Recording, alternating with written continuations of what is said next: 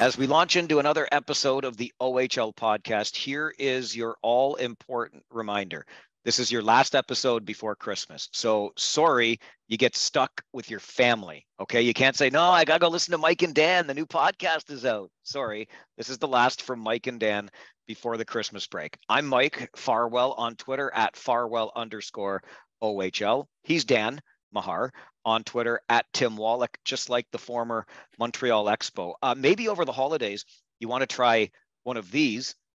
I had a Kitchener Rangers 60 seasons light lager from Forefathers Brewing yesterday after the game, because it was the last game I broadcast before the Christmas break.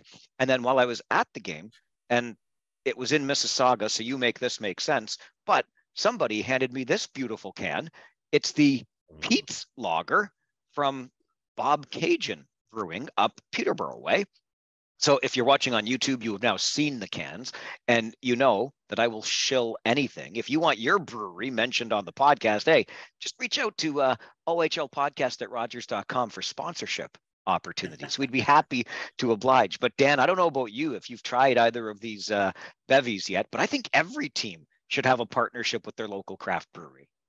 Yeah, well, I haven't tried the Bob Cajun one, but I have tried the Forefathers. I'm a light lager guy, so you combine that with hockey and my favorite rink, and obviously I'm going to try it. So can endorse. Can and will endorse. Yeah.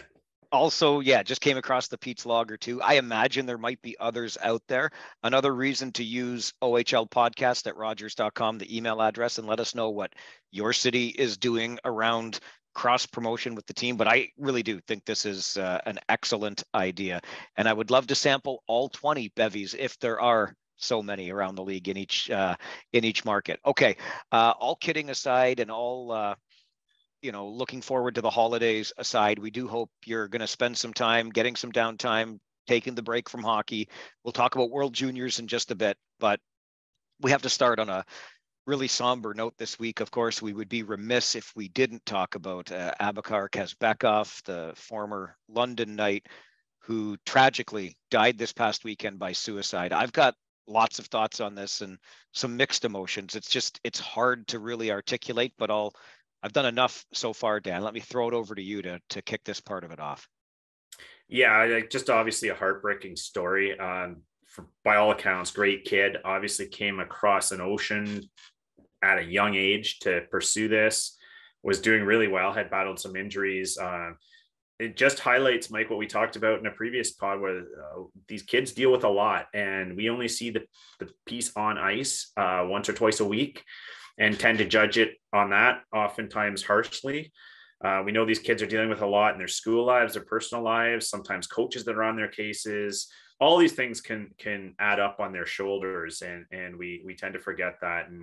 And I think it's as good time as any when you have a heartbreaking, tragic story like this to just take a step back and remind yourselves of that. These are kids. They're dealing with a lot, and just absolute our best to him and his family and his teammates and everyone who's kind of suffering right now based on what happened.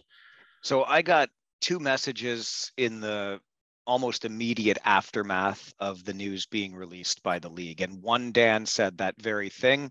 Came from a former player in this league who's been a guest on this podcast before. He's roughly our age, so let's call him a middle-aged former player, now coaching actually some minor hockey. But he said that same thing that you just said around, let's not forget who these young men are or what these young men are. We look at them in their uniforms, we cheer for them, we get on their case for things, etc. Let's remember who the person is beneath that equipment. And of course, this was the talk of the league. And when I was in media rooms on Sunday for the last broadcast I did before Christmas, we talked about that other point you just made, which is around how tightly wound these kids are and the pressure that is associated with performance in this game. And sometimes that pressure starts at the family level. Mom and dad might be thinking or taking the approach of, hey, we've just invested a whole lot in you, and we expect return on that investment sometime down the road. So if you're not performing the way we think you should be performing, then that's going to be a problem. So I think we have to be really aware of this in our own families, and then as fans of this game as well. Yeah, and we know that historically in hockey culture, the way you deal with this was to bottle it up and not show weakness, not show that you're hurt by any of these things. And we know that mental illness and mental health, it is an illness. Lots of us are prone to it. Lots of us deal with it. Lots of us deal with it silently. And so maybe just the lesson here probably is just kindness, and keep that in mind. And when you're dealing with someone, try not to heap on anything else that may lead to that. So never judge a book by its cover, because you know what's happening beyond the cover. So yeah, it's a stark lesson for us here. I'm a big fan of the saying, kindness costs you nothing. So I like your point on that. As I said at the outset, I've got quite a few feelings still rolling around inside my head on this. And I want to share a few of them here. One of them is, again, connected to something you just said, Dan, around talking about mental health. And we know that the Ontario Hockey League has a Talk Today program, which maybe we'll get into in a second. But one of the things that frustrated me when this news came out is that it came out by way of statement from the Ontario Hockey League, saying that the league and the London Knights were saddened to learn of the sudden passing of Abakar Kazbekov, which of course is what this was. But I feel pretty strongly that we have to start articulating this and identifying this for what it is. Yes, it was a sudden and tragic passing, but I think it's really important when we release the information that we have the courage to say that this was a death by suicide, that Abakar Kazbekov took his own life. And I say that because I don't think, if we don't talk about it from the beginning, then we're continuing to kind of sweep that under the rug just a little bit. And maybe we have a harder time talking about it down the road, or talking about it within the organization through the Talk Today program. And because I felt so strongly about that, I reached out to friends at the Canadian Mental Health Association. I have a good relationship with them through the work I do at my radio station. And they were super responsive, because I'm not going to claim to be an expert, but this is just what I felt, that it's important that we name what we're dealing with here so that we can have an honest conversation about it. And the CMHA agreed with that sentiment, said this often lies, though, with the family. And so that's fair. I'm not going to come down on the league for this. It would be the family's decision and or the family's information to release. And if they choose not to, then they don't. But the Canadian Mental Health Association said by kind of hiding in the shame, we compound the grief, and we compound that grief for everybody. As a family, you're compounding the grief for yourself, but then as a community, when we try to embrace the Kazbekov family, we still have questions around it. And then to take that one step further, I told you I have a lot on my mind about this, but I think in this political climate, it's even more important that we name this sort of thing for what it is, because I mentioned a moment ago that I had two messages in the almost immediate aftermath of this news coming out. One from a guy about our age who's played in the league before, been a guest on this podcast, and talked about the very things that we've already talked about. Young man, remember who it is that's on the ice under that equipment. The other came from a former captain in this league, not too far removed, but he was immediately going down the path of the league being held to account for its health policies around vaccine mandates. And Dan, you and I both know all too well, in this political climate, when things are as polarized as they are, some people are going to pounce on a story like this and say, young man dies suddenly, healthy athlete, oh my gosh, it must have been connected to an adverse vaccine reaction or something like that. And even furthermore, when I looked at some of the commenting on the OHL social media posts, somebody was even speculating that this might have had something to do with the young man's Russian origins and anti-Russian sentiment. So that should be our secondary concern. I think we identify it, because if we don't, we can't talk about it. That should be number one. We have to have the courage to identify this as a death by suicide. But today, in this political climate, it's even more important to do that, because otherwise these other things start gaining traction. Yeah, and like you pretty much stole, I had three major thoughts on the topic, and you pretty much hit on all of them. First and foremost is the family and the friends of whoever was involved. You want to respect their wishes and respect their privacy, and that comes first and foremost. And so there's that piece right away. You don't want to stir up the hornet's nest and start wildly speculating and speaking about this without knowing what their wishes were. So there's that. Second thought I had was exactly what you said about naming it as suicide.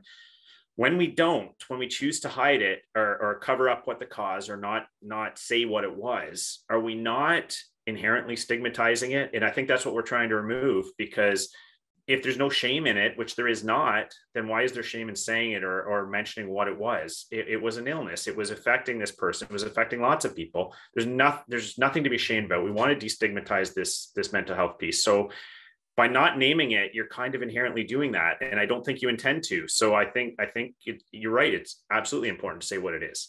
And then the third point, of course, is just, the wild speculation. This is just over the top, and I have absolutely no time for it. But it seems like anytime you have something like this happen, if you don't state the facts, sometimes even if you do state the facts, you still get the nutcases out there taking it into their realm. But when you don't, and you leave any room for interpretation, you get all this nut job stuff out there about, it was vaccine related, it was Russian invasion related, which I personally just have absolutely no time for. It's completely false, garbage, disrespectful to the family, disrespectful to the victim, disrespectful to everyone. But you're absolutely right. So those were my three main thoughts on the topic. And it's a really nuanced, complicated thing. And I'm by no stretch a mental health expert either. I just know those things we have to deal with. We have to make people aware that this exists. There is no shame in it, but talking it out so that the narrative doesn't get stolen from us into God knows where. So we're on the same page here, and I think that's really well articulated. Nobody did anything wrong here. Not a single person did anything wrong in this.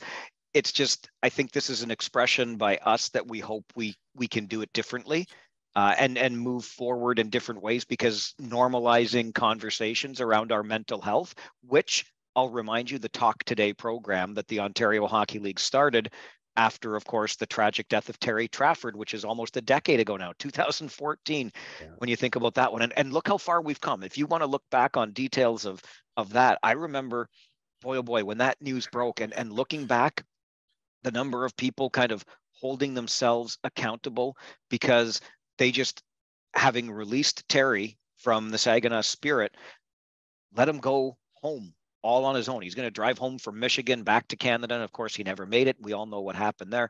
But that would never happen today when somebody is in duress with their mental health. You're not just going to say, okay, well, here are the keys to your vehicle, drive 4 hours back home to Canada and call us when you get there, kind of thing. So we've learned from that, and that's how the Talk Today program got started. It's normalizing all of these conversations. And I'm going to leave it with one more point, because you said the same thing I've said, Dan. Not an expert in any way, but something else I was told in my conversation over the weekend with the Canadian Mental Health Association. And that was something that resonated profoundly with me. People who die by suicide don't want to die. It's just that they don't know how to live. And so that's where we have to start having our conversations about making these lives worth living, and reminding those, even in their darkest moments of mental duress, that there is a life worth living here. So I hope we move forward in a positive direction. And again, the most sincere of condolences to the Kazbekov family as they endure this really, really difficult time. Yeah, and I think that's a great spot to leave it. You're right, Mike, is that this suicide touches everyone. It used to live in the shadows. It doesn't anymore. The more we talk about it, the better. And yeah, just absolute sincere condolences to his family, teammates, colleagues, everyone involved. Remember, there are resources out there right through the Canadian Mental Health Association. They've got a program called Here 24/7, and it is just that. It is there for you 24 hours a day, 7 days a week. Don't hesitate to reach out through their various crisis support lines. Okay, as we move on and talk about other things in the Ontario Hockey League, it was quite the week. Let's start with the moves that were made, Dan, and there were some doozies. I'll throw it to you to start. But I'll add that we told you last week on this podcast, don't sleep on the Sarnia Sting. And boy, oh boy, did Dylan Secca go out there and get something done.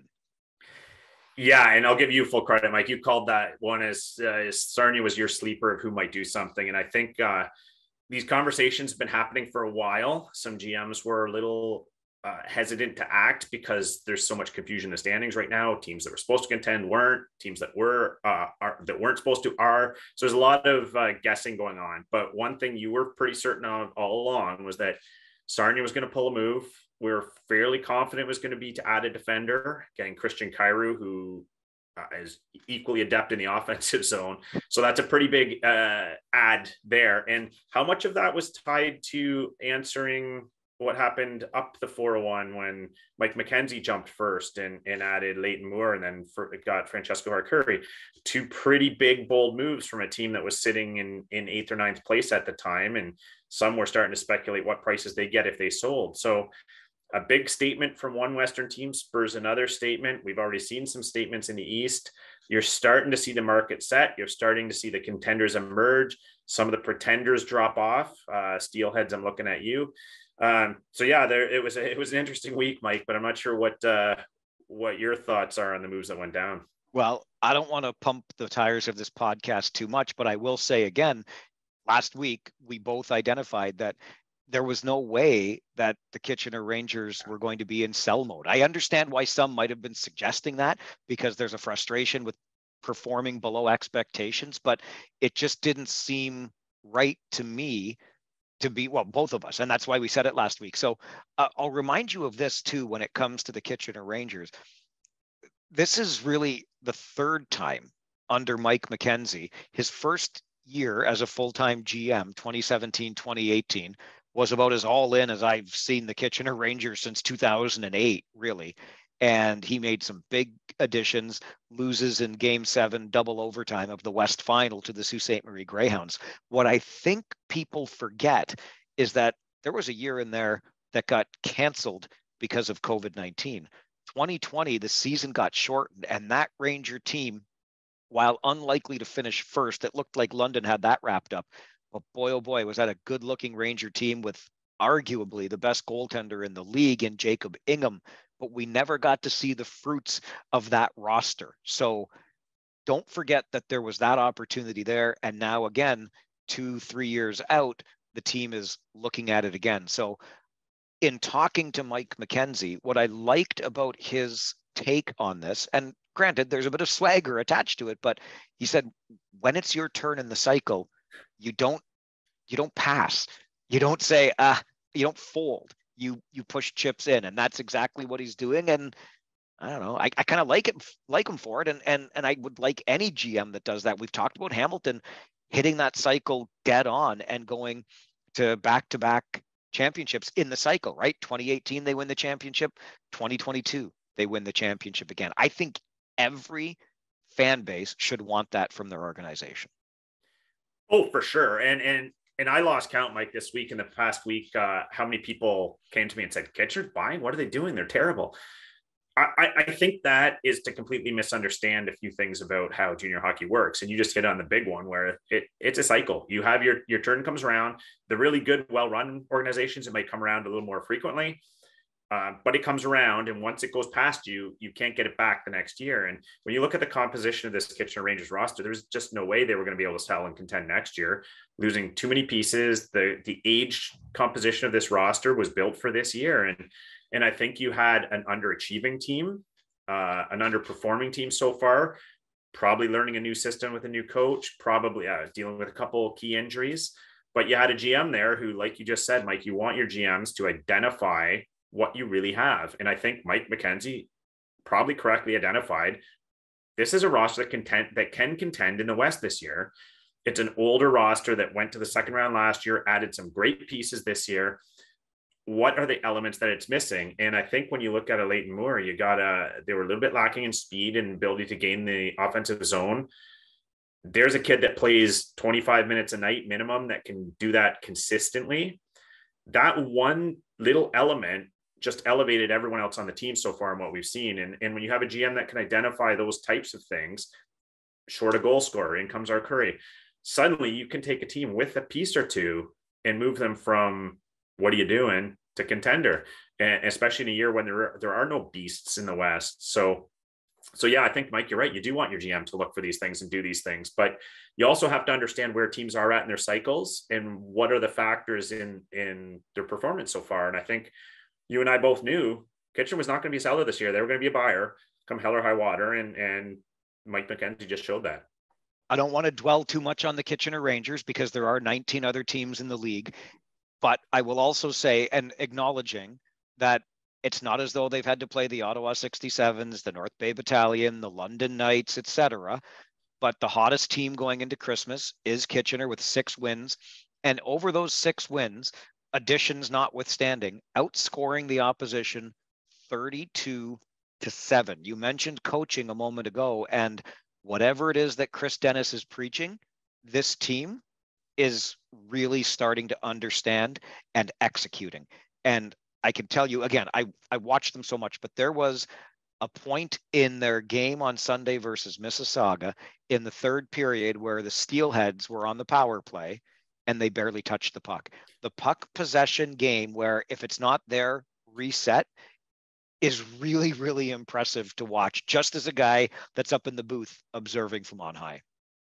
Yeah. And I think when you look at that defense core, and I think what Chris Dennis is trying to build there is a roster that is stingy and keeps the puck out of their net, beefed up the goaltending, and there isn't a weak link on that defense corner. There might not be a name that jumps out at you and says, Pavel Minchikov or what have you, but solid top to bottom. When you look at a player like Matthew Andonovski, who's arguably the most improved player on that roster, is fighting for number 6 minutes. That's a pretty solid core. And I had someone comment to me that just because players are older doesn't mean they're better. And I actually kind of disagree with that to some extent, because it's true. Just because you're older doesn't mean you're better, but by weight of averages, it does. And by and large, as players age in the league, they get better. And I just throw one more player, again, don't want to dwell on Kitchener here, but one more player that's a prime case in point is Simon Motu on the D-core there, who make him a 19-year-old now. He understands his role, understands his limitations, understands where he can help the team, what he is and what he isn't. And just that maturity, you've taken a guy who was a fringe defender in the league now to a guy that can play in your top pair. And that's the difference in age sometimes in this league. So the age factor is critical. When you look at a roster that's a lot of 18 and 19-year-olds, look out. They're going to be able to do some damage. 2 more things with the Western Conference before we talk a little bit about the East, and that is this. There's been some conversation, at least that I've heard around the league, about the London Knights. What are the London Knights going to do now? Is it going to be one of those years where they're far from terrible, but they still move some pieces out, finish maybe around 5th or something like that, and then are really set for the next couple of years again? Mark my words, you crazy if you think that's happening. The London Knights will make an addition. I'm almost positive of it. And if you said that you had the Windsor Spitfires, the OHL champion bridesmaids, on your bingo card in first place at Christmas, you're a liar. But what do those 2 teams do, in your opinion, Dan? Well, yeah, I absolutely. You'd have to check into a mental asylum if you don't think the London Knights are going to do something, because Dale Hunter has come out of the woodwork in years when they weren't supposed to contend, but they were floating around 4th, 5th in the conference, and said, okay, we're going to add because we're on the cusp. Well, they're right at the top of the division right now. And Dale Hunter doesn't often sit on that and say, yeah, we're good. We're going to ride it out for next year. So I do think there are some holes in that roster. I do think there are some weaknesses and vulnerabilities that they are going to look to patch up. So I don't want to speculate on names and who they're necessarily going to bring in, but I think if you look around the league, you can see some potentials there where the London Knights are going to add a piece or 2 for sure. Windsor, I believe they are going to as well. They were my sleeper last week, and the reason I believe they are is just the main point being that what I said earlier with a contender last year where they went to the finals, came back this year, weren't supposed to do much, moved out some bodies, have been great in the first half. And I think there's a feeling like you need to reward your kids there for that hard work and take advantage of some of that experience they gained last year. And maybe can we add a second year here? The West isn't great. It's wide open. We're right in the mix. Maybe there's a piece we can add. So maybe not as aggressive as London, just based on what picks and prospects they have available to move. But I expect at least a fringe move from Windsor for sure. It's really impressive what they're doing there in the border city, sitting in first place at Christmas time. I never in a million years would have seen it. With London, very solid in goal. They've got a pretty nice decor. If a piece, or should I say when a piece is added, it's going to be up front, in my humble opinion. The East gets really intriguing too, because Brandt Clark could, of course, be returned to the Barrie Colts after the World Juniors. We fully expect Shane Wright to be returned to the Kingston Frontenacs after the World Juniors. Does either player stay in the East? Those become really interesting pieces for Barrie and Kingston to deal with. They do. And as we know, Mike, before the World Juniors, often these discussions are finished. The player knows his destination, just a matter of waiting to announce it. I'd be surprised if that's the case right now. And the reason I say that is, if you're the Kingston Frontenacs, would you not want to wait and see if that price comes up for Shane Wright based on World Junior performance? Some recency bias about how well he's shown in that tournament, maybe get you an extra pick or two.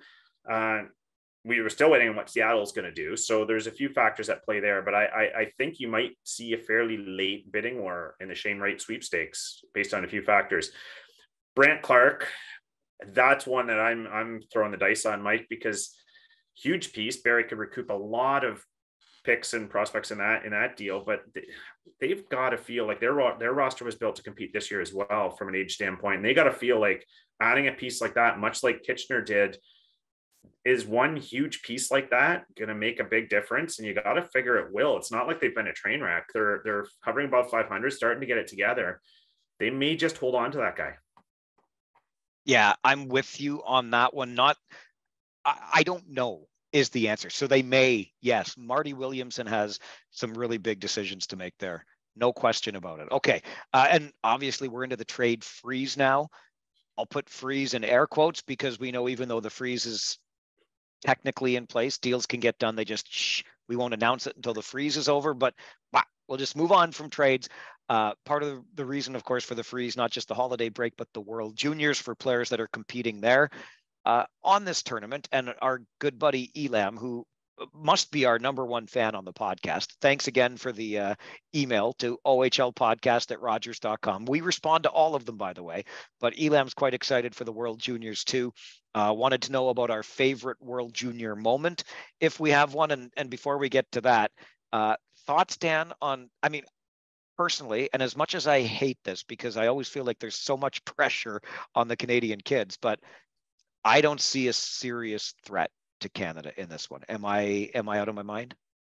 That's tough because there's definitely firepower that you see around. Obviously, with the Russians not participating, that takes a huge roadblock out there. You can never look past the Americans. They always have so much talent available to them. We know they went heavy on the NCAA again, and they're a little bit thin on U.S. National Team Development Program players this year. A lot of other talent on that roster, and it doesn't look like the dynamic offense that sometimes we see out of the Americans, but they've got some really potent players on the back end. The top four on that D is remarkable from a puck moving standpoint and creating offense. So don't give them a power play is my advice. And then you look at Finland, and Finland's got some real firepower up front too. They've got a few players they're playing in the men's league over there and showing really well, not to mention the really high picks with Kemel and a few snipers on that roster. So you can't look past Finland either. So I'm with you. I think Canada's easily the favorite, but there are teams that can sting you there, just not quite as many as we're used to. With no disrespect intended to my friends south of the 49th, especially in Erie, Saginaw, and Flint, where I'll still be traveling this year, I don't see the U.S. as that big a threat, but Finland does intrigue me a lot. And not only for some of the snipers, but they've got a nice, mobile, big decor.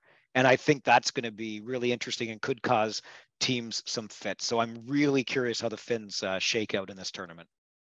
Yeah, I kind of expect, and there's some preseason games, pre-tournament games, I should say, that we might get a little bit of a read on. But what intrigues me about Finland is just that a couple players that are not just playing bit roles, but playing fairly key roles in the men's league right now. And so that there's a maturity and level of professionalism there that they'll bring to the tournament, where we've seen it before, where they can frustrate teams like Canada if they get a lead. They can grind it out till it's 1-1 late or 2-1 late, and suddenly force Canada and the Americans into doing some things they wouldn't do, getting outside of their system, and then they surprise you with a goal, and they can really hold a lead. So yeah, Finland's one of the teams that intrigues me the most in this tournament. We'll see how it goes, but I see plenty of reason for Finland to be optimistic about medaling in this tournament. I don't know if you have a favorite World Junior tournament or memory that pops into your head on Elam's question. For me, one of the ones that always pops into my mind, and it's not for any good reason, is the 2011 gold medal game in Buffalo. I was there. I got sent. So the best part was being there without paying a nickel for it. I was sent to cover it for my job. And it's 3-0 Canada after 40. I'm meeting a colleague in the concourse for a beer. We're having a great time. And then, of course, we all know what happened there. Biggest comeback in Russian history. And Canada gets stunned 5-3. And did that timeout get called at the wrong time? Yes, it probably did, but hindsight's 2020. I also remember very fondly what's now fondly recalled as the punch up in Pastani, or forgive me if my pronunciation's off, but that was the at the time Czechoslovakia, now Slovakia, in 87, when it was a nothing game for the Russians and a much more meaningful game for Canada, that Canada was leading 4-2 in the second when all HE double hockey sticks broke out, and they turned off the lights in the arena in an attempt to quell the melee because Russia and Canada it was a bench clearing brawl. My youthful hockey enthusiasm remembers that fondly. And certainly on the positive side, I'll just say Jordan Eberle. Can you say anything else but Jordan Eberle in 09? Those would certainly stand out for me. Yeah, I mean, you hit on a bunch of them. There's so many great memories from the World Juniors. Buffalo is the only one I've personally attended, and I think we all got sick of the Kuznetsov arm flap after that one. We've seen enough of it since in the NHL. But yeah, to pinpoint it to one or two, it's really tough. I think for me, there's so many highlights that just stick out in your head from obviously Eberle with the game on the line, or you can go last year with Mason McTavish's ridiculous goal line stand. But I think from a tournament standpoint, for me, it'd have to be that 2005 team, just because it was the most dominant team I have seen in the World Juniors, the Canada Ice that year. And you just look at the names that went on to the NHL. And, you got Mike Richards as your captain. He was arguably the 7th or 8th best player off that team into the NHL. It's just a top to bottom, start to finish that tournament, just a dominating performance. And so that one really sticks out in my mind as key memory. I think Danny Savret was on that team too, former member or former guest on this podcast. And one more quick note about that 2011 tourney in Buffalo. I met Tom Cochran at the game. Great guy. Sitting a section over. I'm like, hey, there's Tom Cochran. Okay, let's move on. I want to steal a couple of things from our friends Merrick and Friedge at the 32 Thoughts podcast, because they talked about a couple of things that sparked a thought for me. And then I sent you a text, Dan, and here we are to talk about them on the OHL podcast. One of the things that Friedge and Merrick were talking about was commissioners in major junior hockey across the CHL. Gilles Courteau has announced that the end of next season, well, really it's the end of this season, and then he'll be a consultant to help the new person on until the end of 23-24. But that's going to mark the end of Gilles Courteau's reign, and that's 47 years, I do believe, if I've got the math correct, that he was running the Quebec Major Junior Hockey League. Ron Robson's contract is up at the end of next season in the Dub. He's been there 20 and a bit years. But what you could be seeing, of course, is a change in leadership on, let's say, the coasts of the Canadian Hockey League in the Q and the Dub. And then, right there in the middle is some guy named David Branch in the Ontario Hockey League. He's been in the job since 1979. Would it be premature of us to talk about the retirement of one Mr. David Branch? Well, I mean, maybe cap the term limits at 40 years, because 44 is a bit much. So. Yeah. And yeah, it's there's so much in that commissioner's job that we don't know about. And I think that's the only point I would raise. No, I think there's no doubt these men have done a amazing job over the years of building the game, building junior hockey, building up the CHL brand.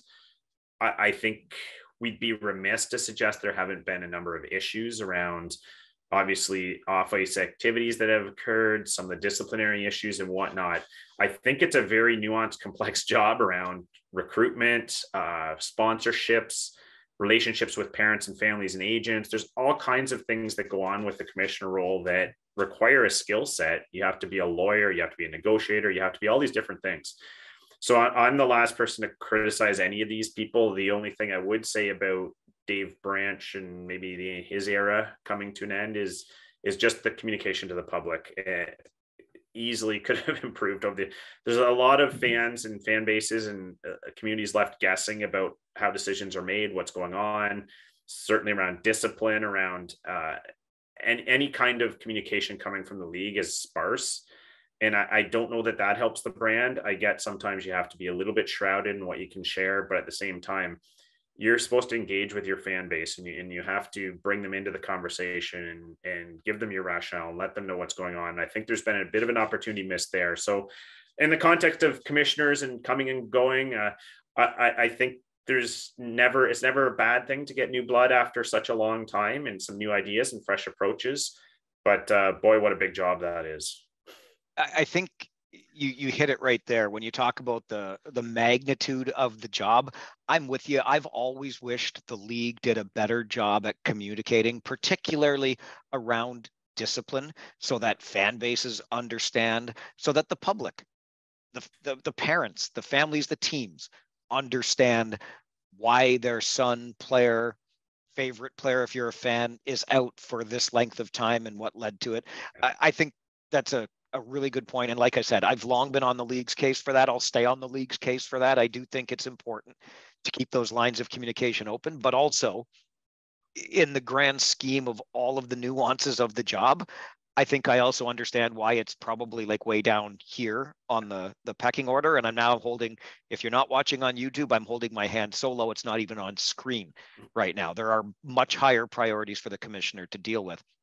But I'm going to say a couple more things, and I'm going to tell a story too. I'm not sure that I'm allowed to tell the story, but the party that told it to me didn't say I couldn't. So if I offend either party involved in the story, you can come back at me later, but we'll get to that in a second. I'll be honest that I'm a big fan of David Branch and the way he conducts himself. He's certainly always been accessible to me as a member of the media when I need something, when I want to have an interview, that sort of thing.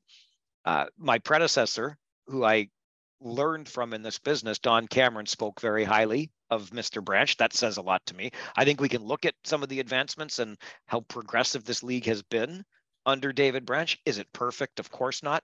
But I also remember Brian Kilray, a guy whose, word I may take to the bank. And he was on this podcast. I keep talking about previous episodes. You should spend Christmas going back listening to all the episodes.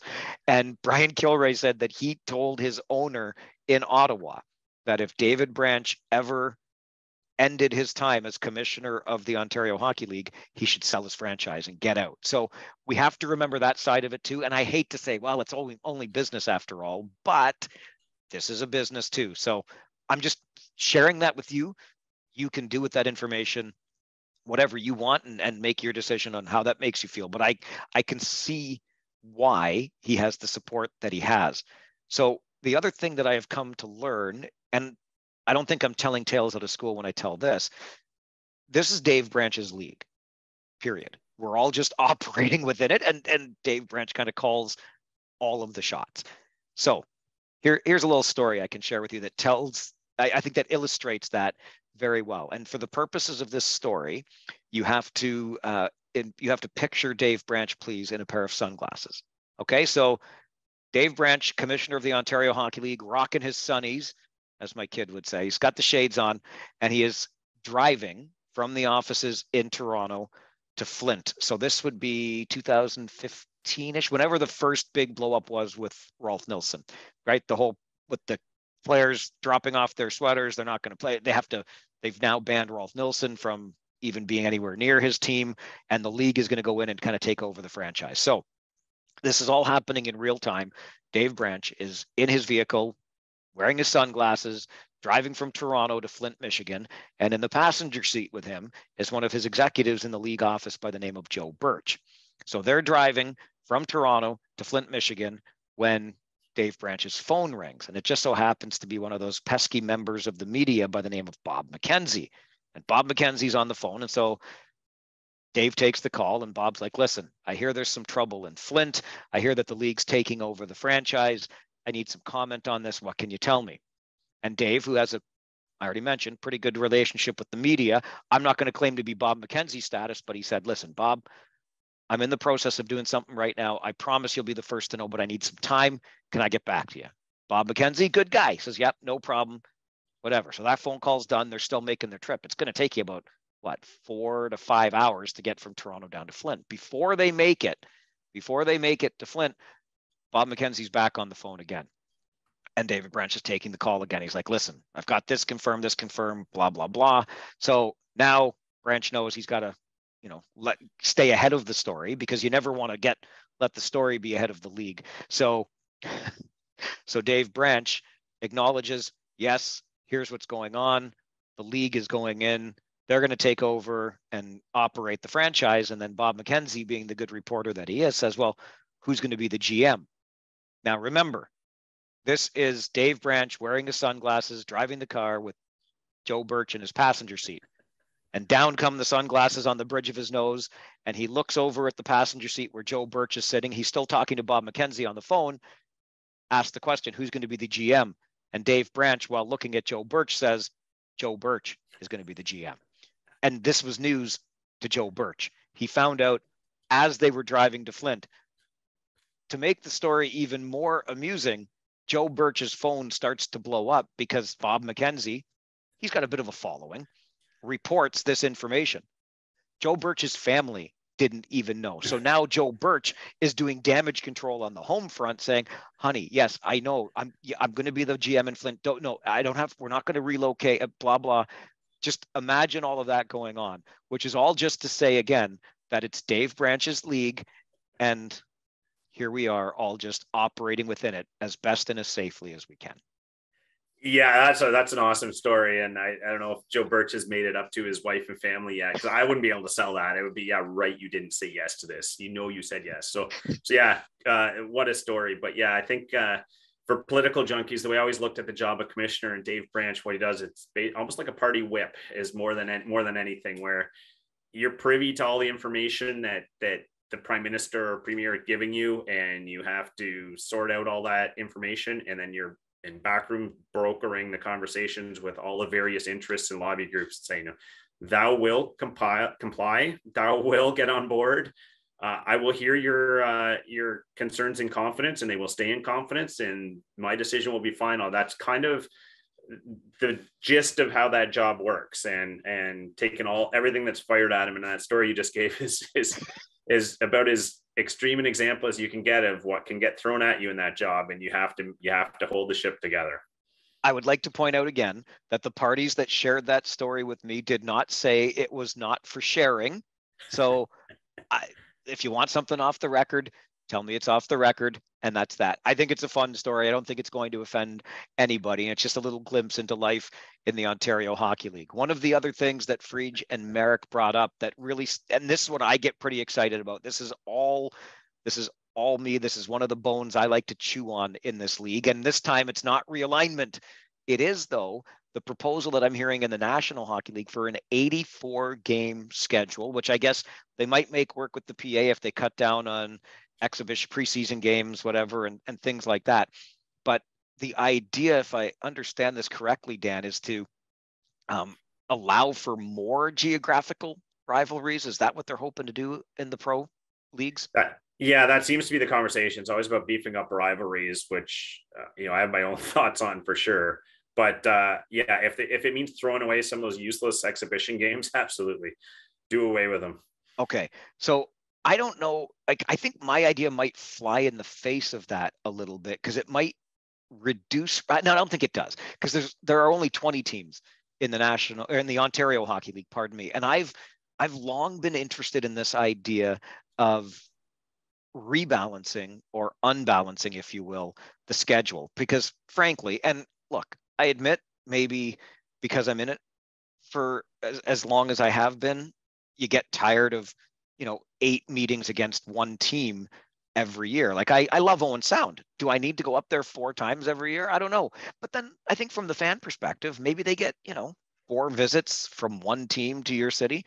So I've always wondered about this, especially, and I think this argument holds weight even more so again this year when there's a Michael Misa in the league as an exceptional player. If you're in the Eastern Conference, you are going to get the chance to see Michael Misa 3 times in his entire Ontario Hockey League career. This year, next year, and the year after, and it's all, in all likelihood, he's off to the National Hockey League.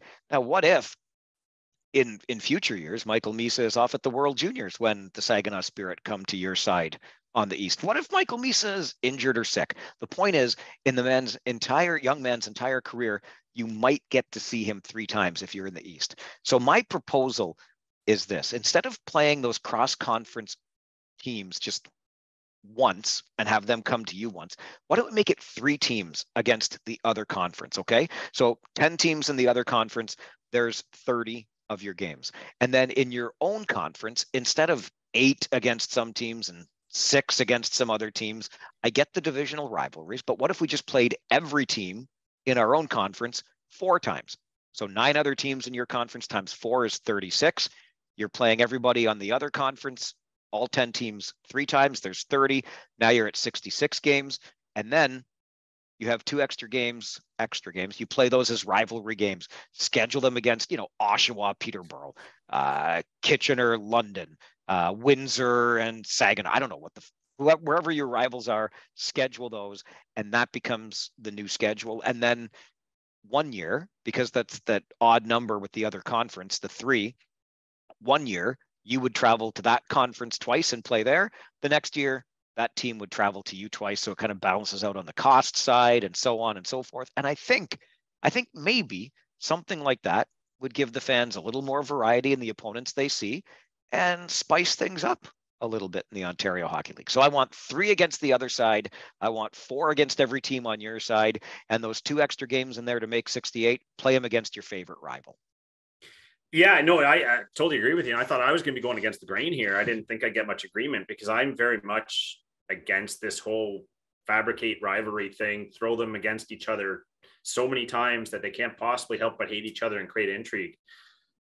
I just get sick of seeing the same teams over and over. And I think that's a sentiment expressed by a lot of fans. I hear it at the auditorium when you go there and you see it's Owen Sound again for the 6th time before Christmas. And it's no disrespect to those teams. They're all still entertaining games, but you want to see the variety. And I think there's some fantastic players playing on every team. And the more opportunities you get to see them, if you get to see them each 3 or 4 times a year, as opposed to the same team 8, 9 times, that's way better from an entertainment standpoint. You don't need created rivalries to get the intrigue up. These teams are all up for these games. They need the points. There's plenty of physicality and tension in these games, regardless of who they're playing. So I think that's a bit of a nonsensical argument. And for those that are disagreeing, just hear me out for one more second. Think back to when the NHL did the All-Canadian division. How sick were you of seeing those teams over and over again by the end of that season? And I know it was because of the pandemic and they had to. Point still stands. When you're seeing the same teams too often, it's boring. It's the opposite of what they're trying to create. So I'm 100% with you, Mike. Give us more variety more often. Let us see those players more often. It's a crime to have some of those players like Misa and McDavid and you name it in this league and only see them twice in a calendar year, once in the hometown. All right. Just to tie something back to what we were talking about earlier with the league and how complex it is just as a business model. Just as we're talking about this, it makes me think, and this is just a random piece of trivia for you, but teams have to already now have, I think it was by last week, it's either by last weekend or by the end of this week. Either way, it's either just past or just coming up. They already have to have their dates in for next year. That's how far in advance they're trying to figure out arena availability, road trips, all of these different things. Just imagine, we're not even at Christmas time. We're not even in the second half of the schedule by number of games played, and teams are already looking at next year's calendar to say, okay, when do we want our home dates? When is the arena available? All of these other things, and they start trying to piece together the 23-24 schedule already. Wouldn't it be great if there was more variety on it? Okay, enough on all of that. This is something, Dan, that I know you wanted to bring to the table. It's the perfect time for it because it's Christmas time. Why don't we hand out a gift? And I think these people in particular are going to love the gift that you're bringing to the OHL podcast this week. Yeah, and I know I'm going to get flack for this. This is probably going to be the most emails we've ever gotten because it's just, you don't do this. But I wanted to give an early Christmas gift to the officials in this league. And I don't know if it's just my observational opinion or if there's any data to back this up, but I feel like the standard of officiating in the OHL this year has been as high as I've seen it. Now, I'm not saying they don't make mistakes and bad calls. We've all seen it. It's going to happen. But across the league, in my experience, and I've watched a lot of games from a lot of markets, I just feel like the officiating has been really good this year. And it hasn't been a hot topic of conversation for that reason. So, and for me, an early Christmas nod to the officials for the job you're doing in this hockey season. So I think this is the third time on this episode of the OHL podcast I'm saying go back and check out a previous episode. But if you missed the one with Conrad Hache, it was out in September, late September, just as the season was getting underway. Go back and give it a listen. They invest, the league does, a lot of time in their officials. That combine that just happened this past spring, the first one ever, which I loved the idea beforehand. Conrad gives a lot of insight into that, the amount of work that goes into this. And I'm with you, Dan. I think that these guys as part-time employees, contractors really of the Ontario Hockey League, given everything else that's going on in their lives, do a pretty good job of keeping up with the game that moves at the speed that hockey moves and the rule changes that keep coming back and keep changing and all. So I agree with you wholeheartedly. And I think they're doing a solid job all around. So Christmas gift to our Zebras in the Ontario Hockey League this year. Time to get to our prospects of the week. We always pick one that's standing out to us. I'll let you lead us off here, Dansky. Who you got?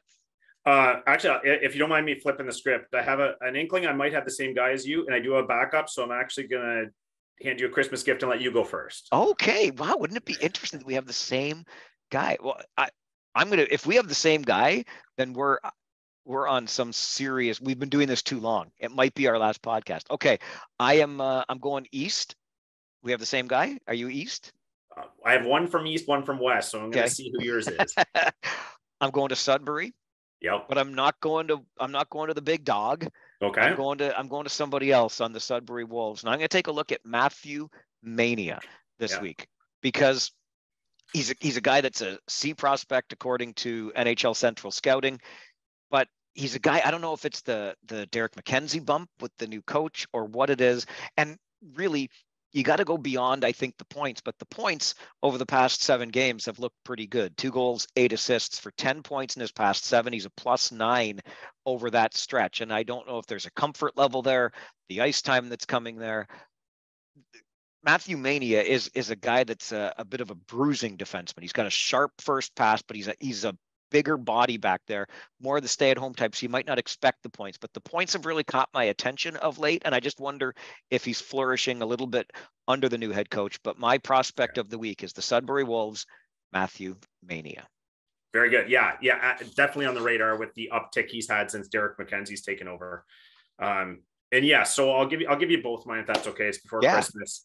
Obviously, the big dog. I felt like I've picked him before, but with the 17-game point streak, Quentin Musty's just been on fire. I think it'd be remiss not to give him a nod. I will say quickly, even though I gave a great shout out to the officials, I'm not sure what slew footing is in this league anymore. Quentin Musty got thrown out of the game yesterday for a quote unquote slew foot. Watched the video multiple times. I don't see a slew foot there at all. So I'm just giving a shout to Mr. Musty there that I think you got a raw deal on that one. I'm not sure how it was reviewed and upheld. Just my opinion. I think there's must be some direction around slew footing there. That's a topic for another day, but Quentin Musty. And then the other one I was going to give you, Mike, and again, I never want to keep this very Kitchener centric, but I think pre-Christmas, I have to give a shout to Carson Rakoff, whose game has elevated significantly in the last couple of weeks, particularly last couple of games, where I felt like always, if there was the defensive commitment and that commitment to keeping your brain engaged, coming back into your zone, how much more that would translate into the offense. And I think we're starting to see that particular player make that connection. And in the last couple of games, he's been as big a reason as any why the Kitchener Rangers have had an uptick. So sorry to go off script there, Mike, and give you 2, but I'm going with Carson Rakoff and then a little nod for Quentin Musty as well. I would be happy to give Rakoff an honorable mention, in all honesty, if I hadn't taken Hunter Brustevich last week, and I don't want to be called a homer again. Give me a break. It's Christmas. I think Rakoff has been terrific, especially at both ends of the ice, which is nice to see from this young man as he develops into a high-level prospect for the National Hockey League. You mentioned Musty's 17-game burner. How about Logan Morrison in 19 games going into Christmas? He's got a point streak. And we haven't even mentioned yet, we just will quickly as we wrap up, how about that comeback by the Ottawa 67s this past weekend? They are down 4-1 to the Oshawa Generals with 2 minutes to play. In fact, with 1 minute and 32 seconds to play. And at 18:28, they get the goal to make it 4-2. And then in the next 69 seconds, they get two more to tie the game in regulation, force OT that solves nothing, but then Ottawa wins it in a shootout. Down 4-1 with 92 seconds to play. And Ottawa comes back to win the game in a shootout. Sorry, Oshawa, but I don't know that you'll see the likes of that again. No, and if for all the talk of how great the World Cup final was, if you're not watching the OHL, you're missing out, because there are storylines like this almost every week. And question I have for you, Mike, is how much this week do you think Oshawa will be working on their play with the other team's goalie pulled? A lot? Is that the answer you're looking for? I would say here? they might have a few schemes to work on. Oh boy. Yeah, that's a tough one. Yeah, all of this, you talk about anything in the Ontario Hockey League or how interesting it is. 5 goals from Matt Maggio this past week with the Windsor Spitfires. It could go on and on, but we promised you got to get to Christmas. You got to spend time with your family. There's no more Mike and Dan time. We will come back on January the 3rd with our next episodes. We're going to take a break for Christmas too. The league will get back in that week between Christmas and New Year's, and then we'll be back the first week of January to pick up where the league is at. And of course, 1 week after that, so 2 episodes from now, is trade deadline Tuesday on January the 10th. So, but our next episode is going to be on January the 3rd. So to you, Dan, and all of yours, a very Merry Christmas, Happy Holidays, and all that good stuff. Yeah, Happy Holidays to you, Mike, and to everyone that take the time to listen. Thank you, and hold your loved ones close. We certainly appreciate you taking the time to listen. We'd love it too if you subscribe, leave us a review, send an email anytime, ohlpodcast@rogers.com. He's Dan Mahar on Twitter @Tim Wallach, just like the former Montreal Expo. I'm Mike Farwell on Twitter @Farwell_OHL. This is the OHL podcast. We're back on January the 3rd.